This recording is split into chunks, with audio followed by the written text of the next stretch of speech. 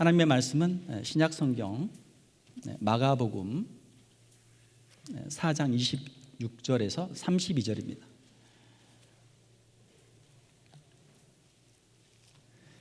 신약 성경 마가복음 4장 26절에서 32절까지 저와 여러분 한 절씩 교독하고 마지막 절은 같이 읽도록 하겠습니다.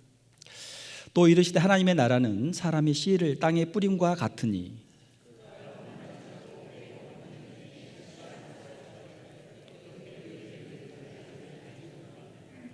땅이 스스로 열매를 맺되 처음에는 싹이요 다음에는 이삭이요 그 다음에는 이삭의 충실한 곡식이라.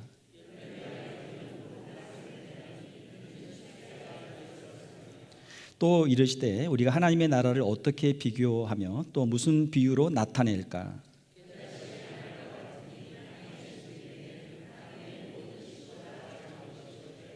심긴 후에는 자라서 모든 풀보다 커지며 큰 가지를 내나니 공중의 새들이 그 그늘에 깃들일 만큼 되느니라.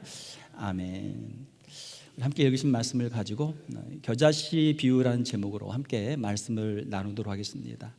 우리 좌우에 계신 분들과 인사를 한번 하도록 하겠습니다.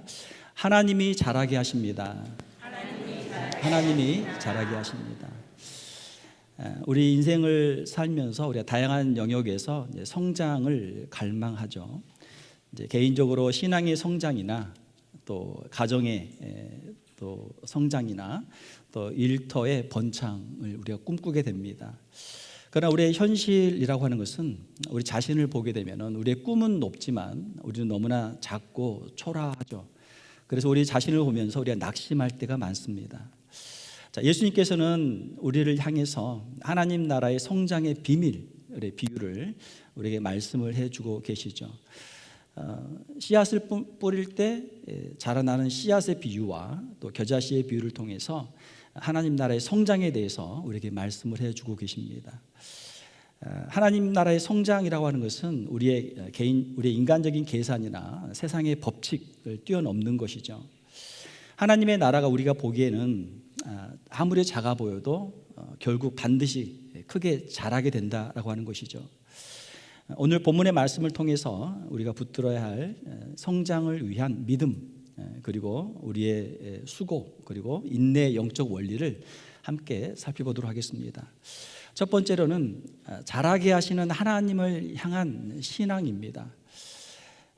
26절, 27절을 보게 되면 또 이르시되 하나님의 나라는 사람이 씨를 땅에 뿌림과 같고 그가 밤낮 자고 깨고 하는 중에 씨가 나서 자라되 어떻게 그리 되는지를 알지 못하느니라 라고 말씀하고 있습니다. 자, 농부가 씨를 뿌리고 난 후에 씨가 어떻게 자라는지 잘 모르죠.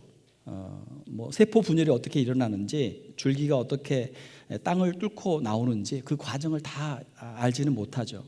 자, 그러나 씨를 뿌리면 씨가 나올 것이다 라는 그런 믿음을 가지고 씨를 뿌리는 것이죠. 우리가 자녀들을 낳고 키울 때도 우리가 특별한 무슨 생물학적인 지식이나 의학적인 지식을 가지고 아이들을 낳고 키우는 것은 아니죠. 자녀들을 교육시킬 때도 우리가 교육학적인 어떤 지식이나 우리가 무슨 박사학위를 가지고 자녀들을 교육하는 건 아니죠. 그러나 자녀들이 신기하게도 잘 자라게 되고 또 귀하게 크는 것들을 보게 됩니다.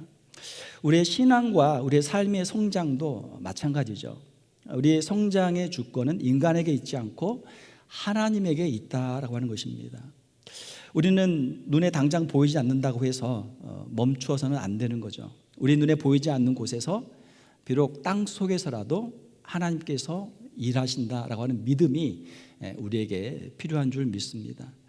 우리에게도 많은 기도의 제목들이 있죠. 당장 우리 눈앞에 이루어지지 않는 것처럼 보인다고 할지라도 우리 자녀들의 신앙 또는 우리 개인적인 어떤 사업이나 또 장래 여러 가지 기도 제목들, 이런 것들도 지금 당장 다 이루어지지는 않았다고 할지라도 앞으로 하나님께서 이루실 미래를 바라보며 우리가 기도할 수 있는 사람들이 되어야 될 줄 믿습니다. 우리가 자고 있는 순간에도 하나님께서는 일하고 계시는 줄 믿습니다. 우리가 보지 않는 곳에서도 하나님께서는 일하고 계시는 줄 믿습니다. 하나님께서 우리를 자라게 하시고 우리를 통해서 하나님의 나라를 이루어 가시는 줄 믿습니다. 두 번째로 우리는 우리 자신이 마땅히 해야 할 일을 하는 충성도 우리에게 필요한 줄 믿습니다. 28절에 보게 되면 땅이 스스로 열매를 맺되 처음에는 싹이요 다음에는 이삭이요 그 다음에는 이삭의 충실한 곡식이라 이렇게 말씀하고 있죠. 성장에는 이 단계가 있습니다. 처음에는 씨가 싹을 틔우고 그 다음에는 이삭이 나고 거기에서 줄기가 나오고 나중에는 충실한 곡식까지 나오게 되는 것이죠. 성장이 물론 하나님의 주권 안에 있지만 우리 인간의 책임이 전혀 없는 것은 아니죠. 26절에 보게 되면 사람이 씨를 땅에 뿌림과 같다라고 말씀하고 있습니다. 그러니까 하나님 나라의 비유를 말씀하고 있는데 하나님이 그러면 혼자 다 하시는 것 아닙니까? 성경에 보게 되면 사람이 씨를 뿌린다고 말씀하고 있어요. 우리가 복음 사역을 할 때도 하나님이 알아서 하실 거니까 하나님의 전도하고 하나님 선교하실 거니까 우리는 뭐 그냥 가만히 있어도 돼. 그렇지 않잖아요. 성경에 보게 되면 우리에게 전도하라 선교하라 말씀하고 있죠. 자, 그래서 씨를 뿌리라 주님이 말씀하셨기 때문에 우리는 씨를 뿌려야 되는 것이죠. 성장이라고 하는 것은 거저 주어지는 요행이 아니죠. 하나님께서는 우리의 신실한 수고를 통해서 일을 하십니다. 하나님의 나라는 씨를 심고 그 씨가 싹이 나고 싹이 이삭을 틔우고 거기에서 충실한 곡식의 결실을 맺는 이러한 이 단계들을 거쳐가죠. 그 각 단계마다 농부들이 해야 할 수고들이 있습니다. 씨를 뿌려야 되고 잡초를 뽑아야 되고 물을 줘야 되고 거름을 줘야 되고 나중에는 그것을 수확을 해야 되는 것이죠. 하나님께서는 우리의 수고를 통해서 역사하십니다. 우리의 가정이나 직장이나 교회에서 우리의 마땅히 해야 할 일들이 있는 것이죠. 살아있는 진실한 믿음은 순종의 행동을 동반합니다.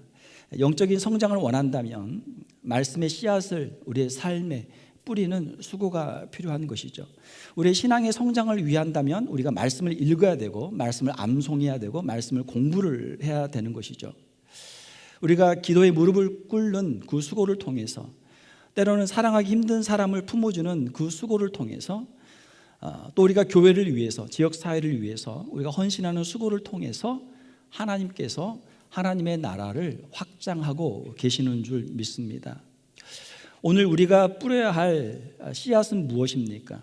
하나님께서 우리 각자에게 주신 대로 우리의 자리에서 땀을 흘리며 씨를 뿌리고 풀을 뽑고 물을 주고 거름을 주는 신실한 수고의 헌신이 우리에게 있어야 될 줄 믿습니다. 지난주에 이제 새벽 예배를 마치고 이제 차를 타고 나가려고 하는데 80이 넘으신 우리 은퇴 장로님 한 분이 화단에 이제 주저앉아 계세요. 무슨 일인가 가봤더니 이제 화단에 뭐 꽃만 있는 게 아니고 풀도 있으니까 이제 풀을 뽑으려고 거기에 들어갔다가 풀을 뽑는데 이제 쭈그려 앉아 있다가 이제 힘이 풀린 거예요. 이제 나이 드신 분들이 일어나려면 이제 갑자기 앉아 있다가 힘쓰고 일어나려면 잘 못 일어나잖아요. 그래가지고 못 일어나고 계신 거예요. 가서 이제 부축해서 이제 차에 타시는 것을 보고 이제 권사님이 운전하고 가시는 것을 보았는데 뭐 제가 이제 며칠 뒤에 뭐 괜찮으시냐고 여쭤보니까 다 괜찮으시대요. 제가 이제 제 아내하고 같이 그걸 보고 이제 집으로 가면서 제 아내하고 같이 이야기를 했습니다. 왜 우리 교회에 풀이 많이 있을 텐데 우리 풀이 젊은 사람들 눈에는 안 보일까? 우리 교회에도 분명히 40대, 50대, 60대 젊은 사람들이 있을 텐데 왜 그 사람들 눈에는 풀이 하나도 안 보이고 80대 넘은 은퇴 장로님의 눈에만 보였을까?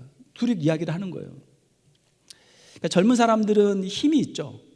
그러나 자기가 원하는 것만 보잖아요. 보고 싶은 것만 보잖아요. 그러니까 풀이 안 보인단 말이에요. 그러나 이제 80이 넘으신 우리 장로님 눈에는 그게 풀이 보이니까 저 뽑았으면 화단이 예쁘고 깨끗하고 좋잖아요. 그러니까 그걸 뽑기 위해 이제 거기를 들어가신 거예요. 젊은 사람들은 힘이 있지만 하나님 앞에서 우리가 무엇을 해야 될지, 주님이 기뻐하시는 일이 무엇인지를 모르는 참 이런 안타까움이 있고, 또 우리 나이 드신 분들은 이제 인생의 경륜이 있고 지혜가 있기 때문에 하나님께서 무엇을 원하시는지 알지만 힘이 없어서 그걸 못하는 이 안타까움이 있는 거죠. 이것이 우리 인생의 참 비극이 아니겠습니까?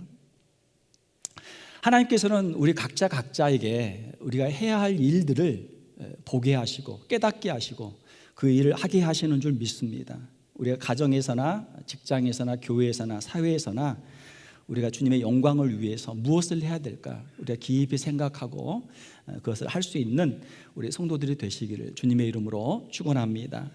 자, 세 번째로는 하나님을 깊이 신뢰하는 인내입니다. 자, 겨자씨 31절 이하에 보게 되면 겨자씨 하늘과 같으니, 예수님께서는 하나님의 나라의 비유를 여기에서 말씀하고 있는 것이죠. 겨자씨 하늘과 같으니 땅에 심길 때에는 땅 위의 모든 씨보다 작은 것이로되 심긴 후에는 자라서 모든 풀보다 커지며 큰 가지를 내나니 공중의 새들이 그 그늘에 깃들 만큼 되느니라 라고 말씀하고 있습니다. 자, 예수님은 하나님의 나라를 겨자씨 하늘에 비유하고 있죠. 겨자씨는 당시 유대인들에게 가장 작은 것의 대명사였습니다. 그 겨자씨가 이제 볼펜으로 딱 찍으면 점 하나 찍힐 만큼 작은 씨예요.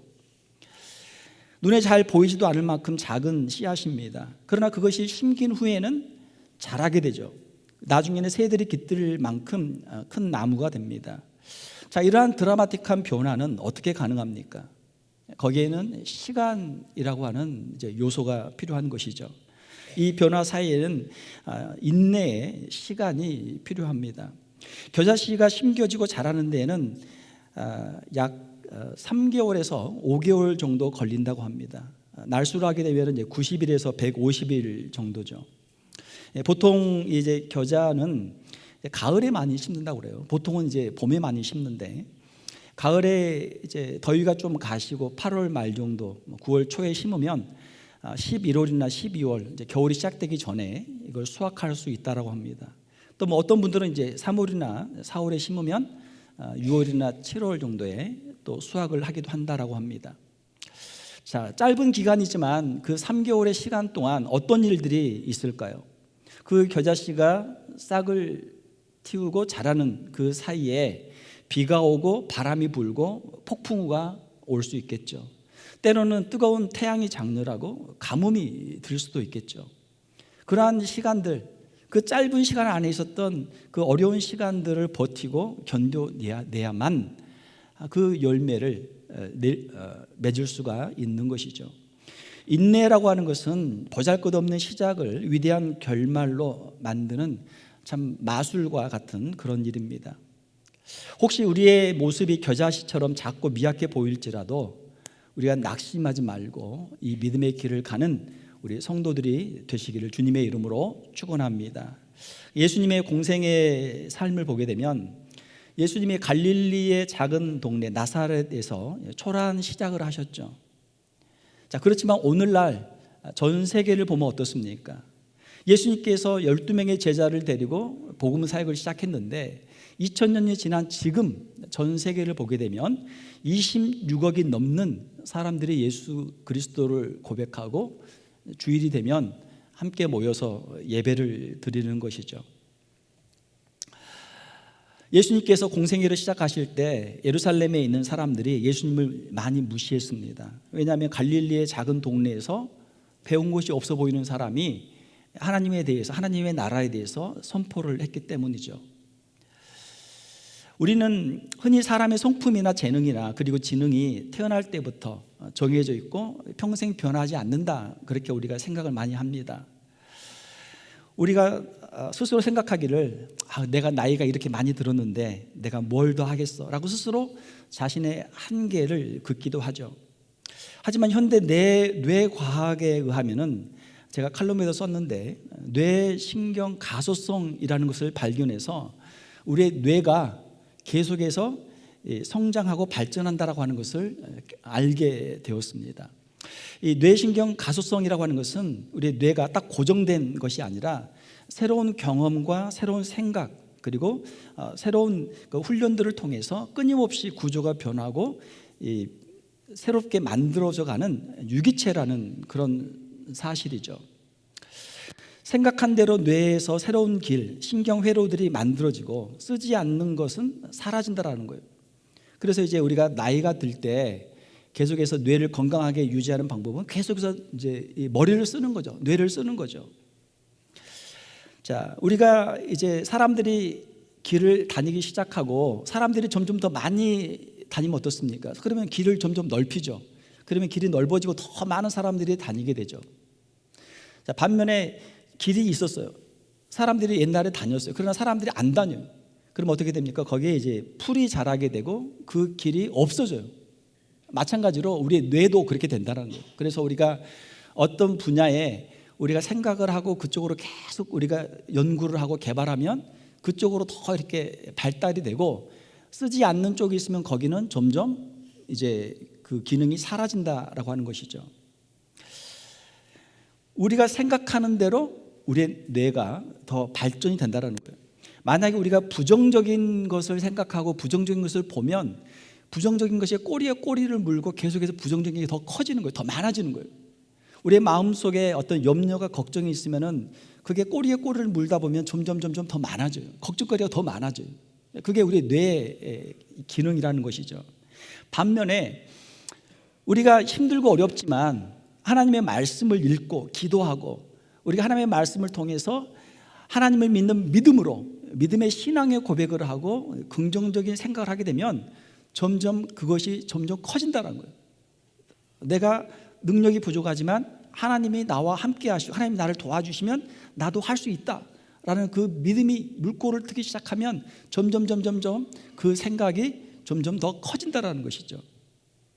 자, 예수님은 겨자씨 한 알이 땅에 심겨진 후에는 자라서 큰 가지를 내고 공중의 새들이 그 그늘에 깃들을 만큼 된다라고 말씀하고 있습니다. 이 겨자씨가 자란다는 거죠. 왜 하필 작고 보잘것없는 겨자씨입니까? 그 겨자씨 안에는 생명이 들어있기 때문이죠. 성장과 변화의 가능성이 들어있기 때문이죠. 믿음은 무엇입니까? 믿음은 현재를 보는 것이 아니고 하나님 안에서 미래를 보는 거죠. 하나님께서 이것을 키워주시리라는 가능성을 바라보는 것입니다. 나는 안 돼. 내 능력이 안 돼. 나는 안 돼. 환경이 이래서 어쩔 수 없어. 우리 자신의 연약함이나 환경을 바라보면서 우리가 스스로 부정적인 생각을 할 때가 많습니다. 자, 그러나 우리가 하나님의 말씀을 우리가 의지하고 하나님의 약속을 믿고 내게 능력 주시는 자 안에서 내가 모든 것을 할 수 있느니라 라는 선포를 하고 우리가 믿음의 순종의 길을 걷게 되면 하나님께서 우리를 새로운 길로 하나님이 인도해 주신다라고 하는 것이죠. 40세의 모세와 80세의 모세가 있습니다. 40세의 모세는 애굽에서 40년 동안 이집트의 왕자로 모든 좋은 교육을 받았습니다. 가진 게 많아요. 배운 게 많아요. 힘도 좋습니다. 자, 그러나 자기의 힘으로 자기 동족들을 구원하려다가 이제 쫓기는 신세가 됐어요. 애굽을 떠나서 미디안 광야로 도망을 갑니다. 아무도 자기를 모르는 곳으로 도망을 가요. 자, 반면에 80세의 모세는 어떻습니까? 40년 동안 광야에서 이름도 없이 빛도 없이 사람들의 시선을 받지 못하고 거기에서 40년의 시간을 보냈습니다. 그가 80세에 하나님께로부터 이스라엘을 구원하라고 하는 사명을 받았어요. 그의 마음속에 어떤 생각이 들었습니까? 하나님, 저는 나이가 많습니다. 저는 늙었습니다. 저는 힘이 없습니다. 저는 가진 것이 없습니다. 저는 말도 잘 못합니다. 여러 가지 변명거리들이 있죠. 자, 그러나 하나님께서 말씀하시는 거예요. 내가 너와 함께하리라. 내가 너를 도와주리라. 하나님이 말씀하세요. 그리고 그를 다시 애굽으로 보내는 것이죠. 자, 40세의 모세와 80세의 모세 어떻습니까? 누가 더 젊은 생각을 가지고 있습니까? 누가 더 하나님께 귀하게 쓰임받는 생각을 가지고 있습니까? 80세 모세죠. 나이가 문제가 아니죠. 나이는 80세의 모세가 훨씬 더 많지만 하나님께서 그를 부르셨고 그에게 믿음을 주셨기 때문에 그 소명을 감당할 수 있는 모세가 된 줄로 믿습니다. 하나님께서는 지금도 우리에게 말씀하시죠. 하나님께서는 우리의 형편과 우리의 환경과 우리의 나이와 우리의 상황과는 관계없이 하나님께서 우리를 부르시고 말씀하실 때, 하나님께서 우리에게 믿음을 주실 때 그 믿음을 통해서 우리는 하나님께 귀하게 쓰임받을 수 있는 사람들이 되는 줄 믿습니다. 하나님 안에서는 절대 긍정이죠. 여러분의 마음밭에는 어떤 겨자씨가 심겨져 있습니까? 우리의 과거의 상처나 우리의 나이, 우리의 주변의 환경, 그런 한계 속에서 우리가 낙심하지 않는 우리 성도들이 되어야 될 줄 믿습니다. 하나님은 지금도 우리와 함께 하시고 우리를 도우시고 우리를 더욱 성장하게 하시는 분이신 줄 믿습니다.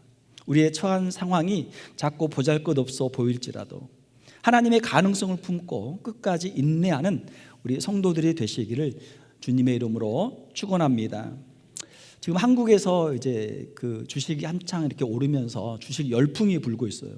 갑작스럽게 그렇게 이제 되었는데, 한 이제 신문을 보니까 거기에서 이제 각 연령별로 성별별로 누가 얼마나 이제 수익이 많이 나는가를 이제 통계를 낸 것이 있습니다. 혹시 뭐 여러분들 가운데도 주식 하시는 분들이 있습니까?